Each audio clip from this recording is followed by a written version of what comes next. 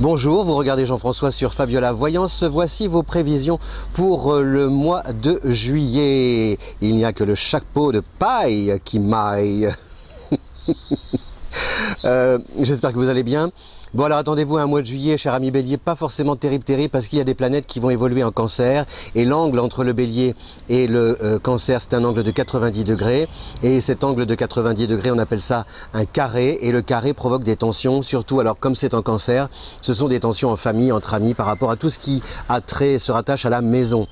Vous voyez par exemple, vous dites tiens ça y est on a réservé, on arrive paf la location et tout, et puis finalement peut-être que les murs ne correspondent pas à ce qu'on vous avait promis, il peut y avoir des ratés, des choses comme ça, des contretemps. Bon, on vous sait suffisamment combatif pour ne pas vous laisser abattre et donc ça c'est sûr que vous allez réagir, mais effectivement si vous comptez vous reposer là les doigts de pied en éventail tout le mois de juillet, c'est un peu raté.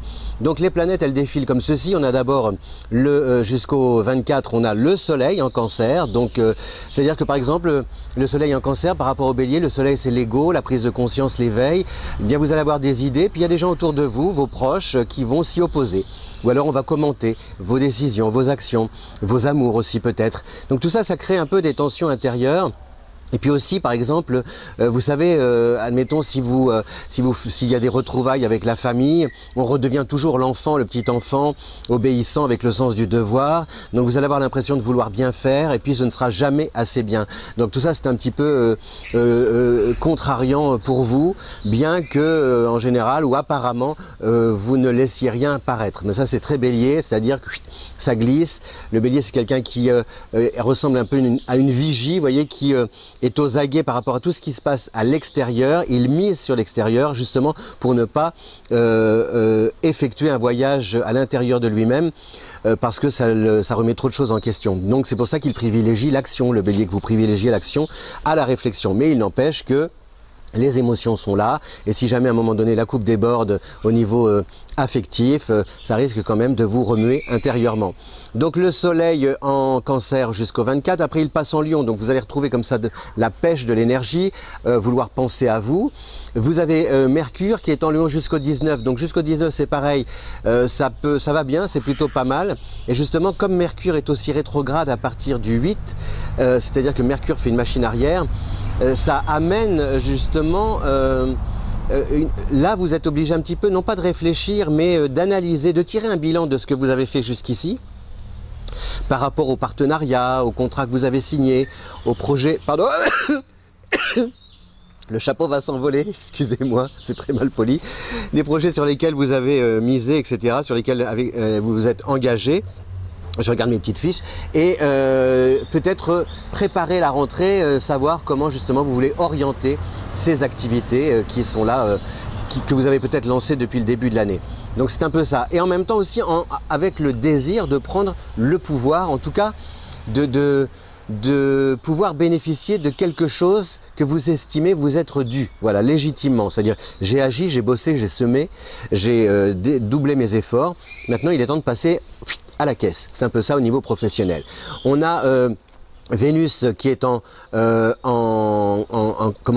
Gémeaux au tout début de mois, donc ça c'est un peu le flirt, etc., le fun. Et puis donc après Vénus va entrer en Cancer au niveau du 4, à partir du 4 pardon.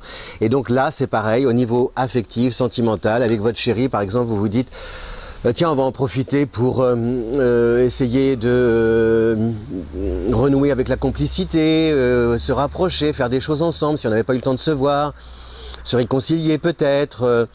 Bon bah tout ça, et le petit conseil que je vous donne, c'est de ne pas trop bâtir de scénario, parce que sinon à l'arrivée au quotidien vous risquez d'être déçu.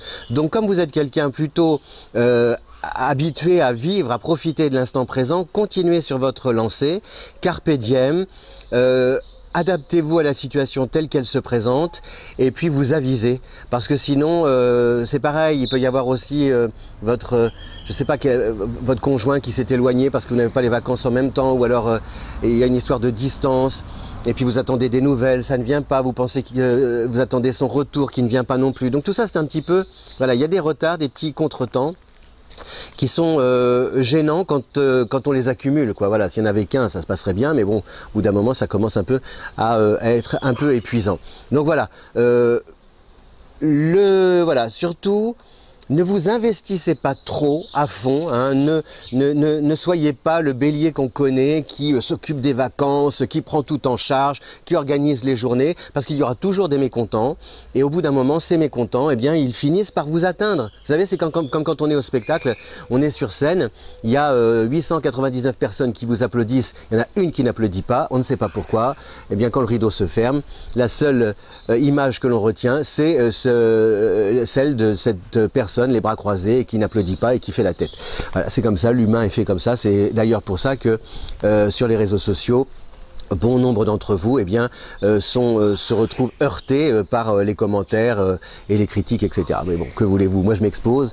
Bah, ma devise, vous savez, c'est plus je m'expose, plus je suis protégé. Voilà. Je vous laisse méditer, philosopher. Et j'y crois, vraiment.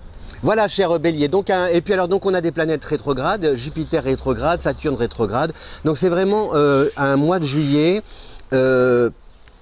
Vous avez l'impression, vous voyez, vous vous lancez, vous vous élancez, puis paf, il y a quelque chose qui vous retient en arrière. Donc le mieux, c'est de ne pas vous obstiner et de laisser faire, de suivre, d'accompagner le mouvement. Si le mouvement est lent, avancez lentement. Si le mouvement accélère, eh bien vous accélérez le pas.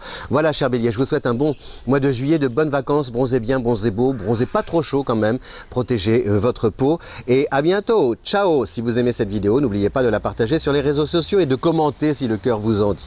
Bye.